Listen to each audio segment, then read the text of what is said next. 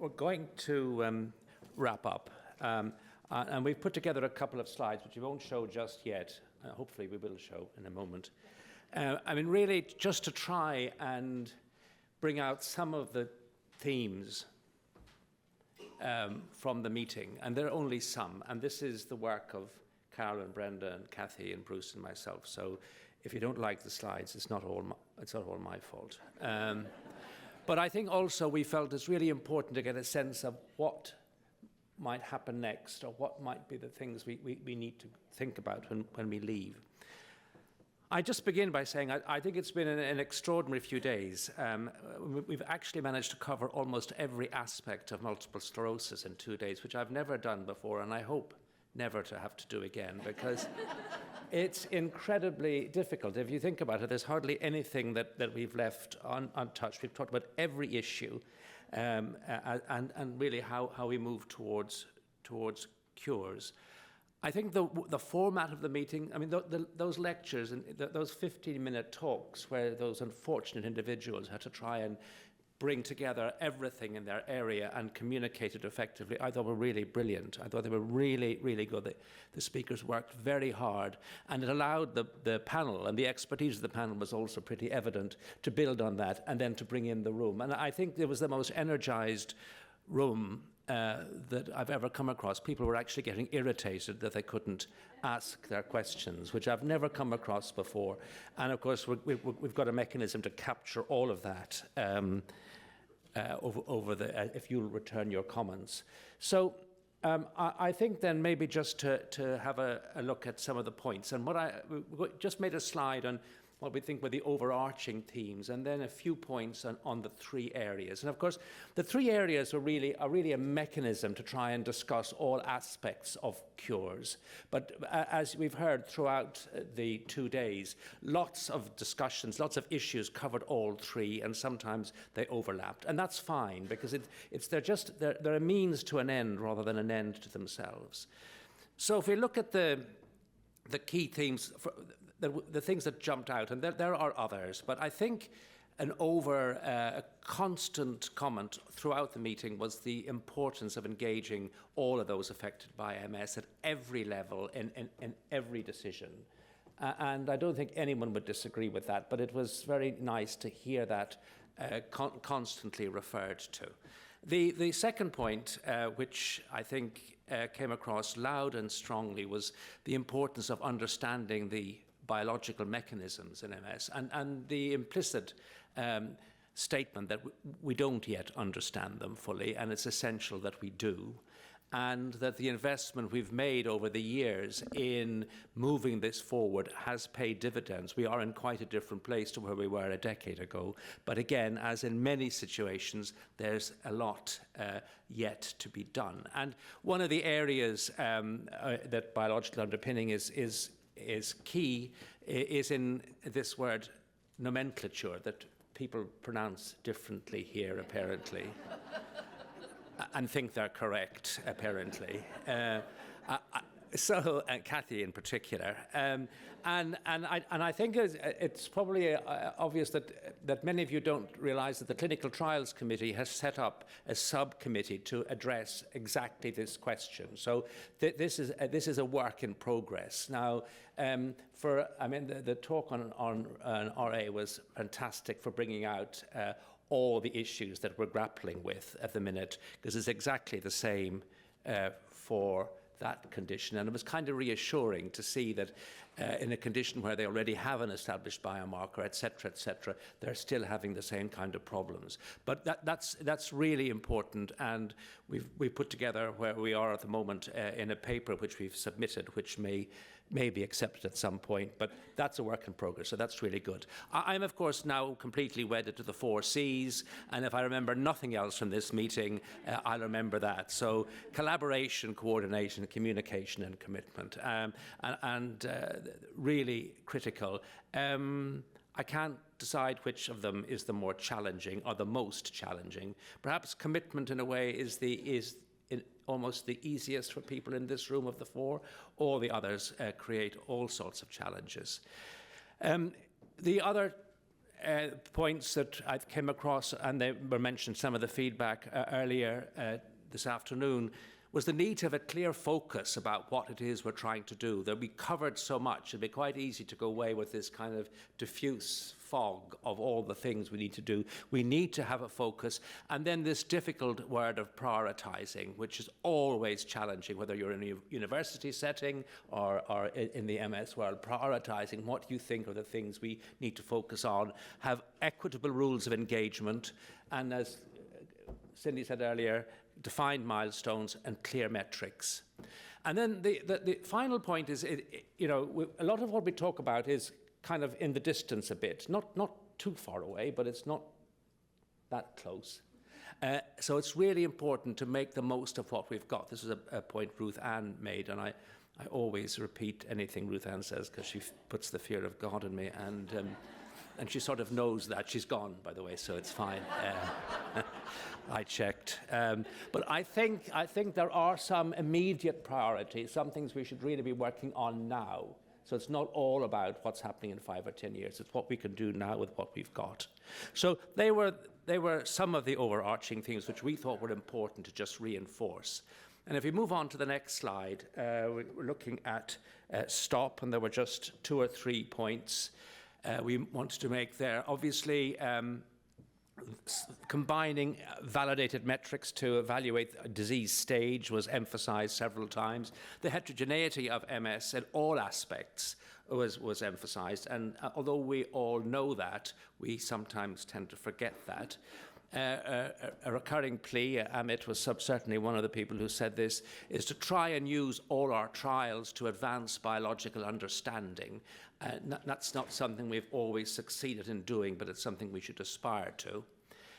And then we had a long discussion about data sharing, quite a passionate discussion from some who felt that it was really blocking the kind of collaboration and work that we needed to do in the future, and whereas others seem to have gone around this.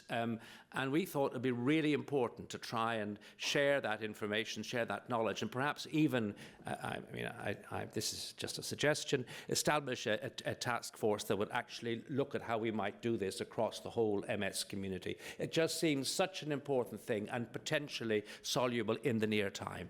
And we also mentioned, of course, leveraging bioinformatics and the expanding and not always straightforward world of AI. And then moving on to Restore, on the next slide. And we had 2 sessions. We've just combined them in one slide because I wanted to keep things succinct so we have some hope of remembering some of this. Repair, and I'm always mindful of the workshops on this area over the last 15 or 20 years. We've seen some really promising steps. Gianvito's presentation was really exciting, but it did feel like very early days, and it did feel that we still have quite a way to go. And that's how it is, but it doesn't mean we shouldn't be pursuing it vigorously.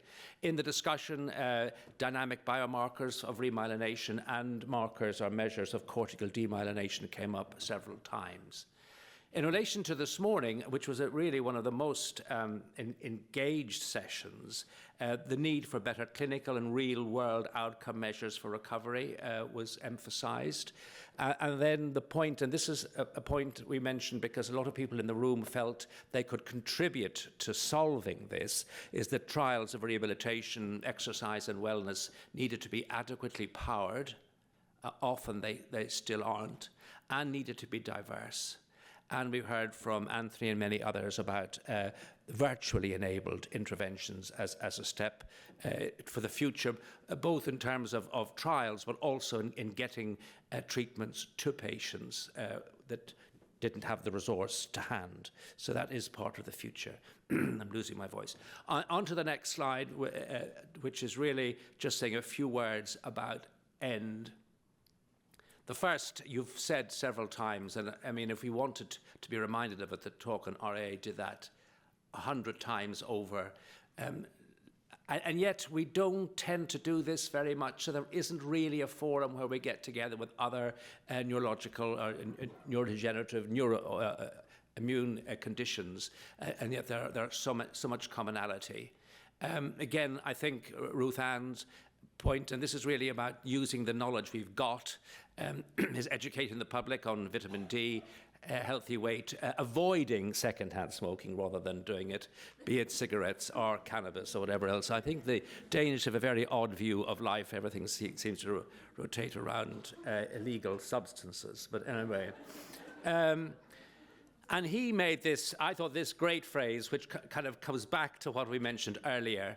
And again, that difficult word, nomenclature, needs to be rooted in stage-specific biology. So I think that's the phrase that I'll kind of carry. I think that was just beautifully said, absolutely true and horribly difficult to achieve. But that's what we need to do in MS. So define an optimal approach to EBV. I mean, we had a lovely talk, but it's still, just exactly how we as a community should plan to explore EBV and define exactly what its role is and how we should move forward on it is still perhaps not that clear. Determining MS risk factors for underrepresented populations came up several times. And then again, I don't know who wanted a risk algorithm. I think it might have been Ruth Ann, where you would have all the information about the patient in front of you and then be able to tell them exactly what was going to happen. I mean, that's a little bit in the future, but it's what we should be aspiring to. So that basically is that, it is very high level and it's left out lots of things, but hopefully at least these are some points from each of the areas. But then we thought, and this is where we're going slightly off script. I don't know where Bruce is. Oh, there he is. We're going slightly off script and we want to make just a few suggestions as to what we might want to think about, what the next steps might look like. So in the final slide, we just thought we should be thinking about what are our global priorities. And these, it's just e.g., these are just our thoughts. I mean, EBV, if we could just try and get clarity about how we want to move forward with this, that would be fantastic. Obviously, the whole nomenclature, MS course descriptors area, which is an area we are actually moving on. Biological mechanisms are critical. We need to keep the focus on them. And then our idea of a task force on data sharing to help the MS community. They're the four things we thought we might think about. And if we do, we need to set clear timelines for what we're going to do in these areas and review progress on an annual basis. And with that, I'm going to stop. There are no questions and no discussion. I think. Is that right, Bruce?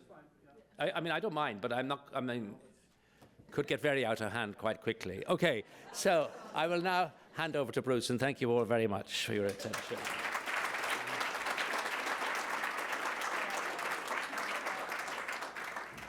I think we're all kind of getting to the end, and I think I would share in a minute about next steps that we will provide an opportunity for people to provide additional insights and perspectives through some kind of survey tool that we'll send out after the meeting. But before I get into next steps, which it's fine to keep that on there, I wanted to share some thank yous, because this has been a tremendous couple of days. It's taken a lot of people and a lot of resources to put it on, and there's some people I want to thank while I have the floor. So first, I want to thank everyone in the room for you still being here at the last session of the meeting, and thank you for people. This is our first global meeting like this. People came from all over the world. We did establish, yeah, you can.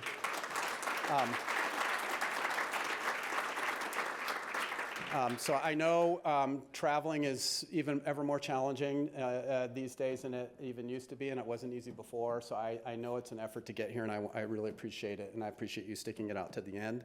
I want to thank our co-chairs for the leadership for this work. We wouldn't have such a great meeting without their leadership. I'm happy to thank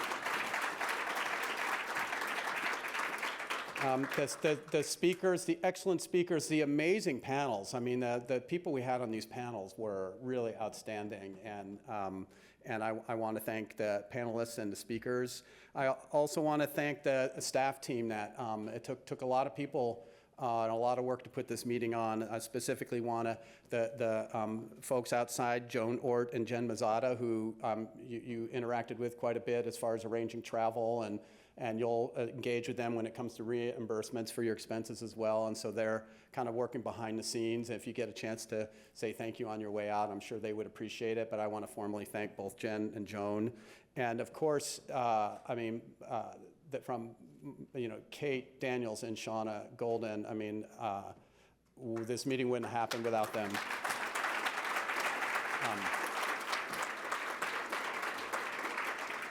And then just finally, our lead investors for Pathways to Cures. And I mean, this meeting takes resources to put on, and those resources come from our donors and people living with MS. It comes from people walking. It comes from people biking. It comes from individual donors, and particularly our lead investors. So I want to thank all of our supporters and donors, and particularly our lead investors for providing the resources that it takes to put something like this on. So yeah. So Alan asked me to come up with some next steps. We have this meeting with a big investment of time and resources, and it needs to have some tangible outcomes and next steps. So I'd like to share those with you. I mentioned that we would be sharing a link. It was, we designed this meeting to have mostly short presentations with a lot of time for conversation. We go to a lot of meetings that are just full of information without a lot of time for discussion, and we really tried to create time for conversation, but clearly, no matter how much time you put into that, you don't have enough time for those conversations. So I know at times it was frustrating for some people.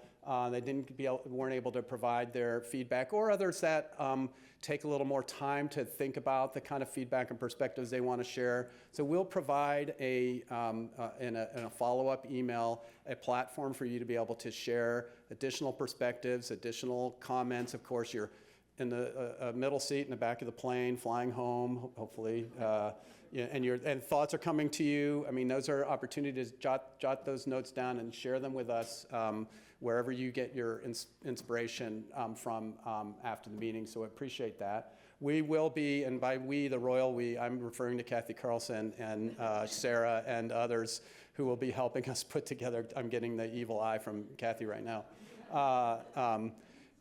Will be helping us put together a meeting summary. So we'll, and Alan and Carol and Brenda did a nice job of kind of getting a head start on that meeting summary for us, but we'll be developing a summary and sharing that out as well as the next step.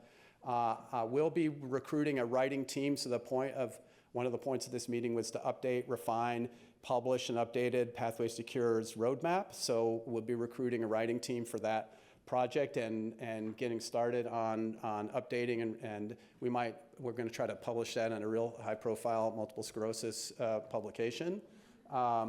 And then there's already, and I think we've sort of alluded to this, but just to be real clear about it, there's already a global strategy work team that has been working behind the scenes for 3 or 4 months, 6 months, I can't remember, Tim, how long we've been working, something along those lines. The CEOs, the executive leadership, the research leadership of the major MS nonprofit funding organizations have already been meeting behind the scenes to start working towards a common agenda to collaboratively work together on. And so that group is going to continue to meet, and we'll be taking some of the recommendations we heard today. That was a method to our madness there of having that conversation to start incorporating those recommendations and thinking about how we can accelerate progress on Pathways to Cures by working more closely together. So those are the next steps. And so I've done my thank yous, I've done my next steps, and I think I am going to introduce Cindy, who's going to share some parting remarks, and then we'll unlock the doors and let you out. Don't go anywhere yet.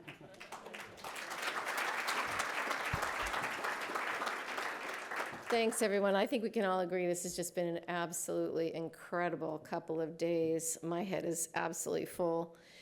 Bruce just alluded to this, that the organizations, the MS organizations from around the world have come together. We're bunching our muscles. We're going to move forward.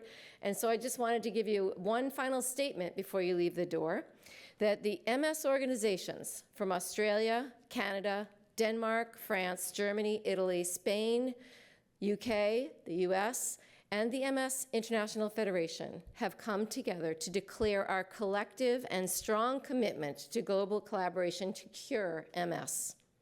And we know that there are multiple paths to cures. We agree to coordinate resources on high potential research, to address knowledge gaps, and avoid duplication to speed progress together. Why are we doing this now? Because it's time. We are ready. We know each other. We've built trust. We have expertise and a track record of effective collaborative work. We are in a position of strength, and we have a plan. At the conclusion of this meeting, and thanks to all of you here and everyone who's contributed to get us here, we are clearer about the work ahead. And our next steps as the executives of these organizations are to complete a landscape analysis of MS research, funding, and infrastructure to establish a global research framework.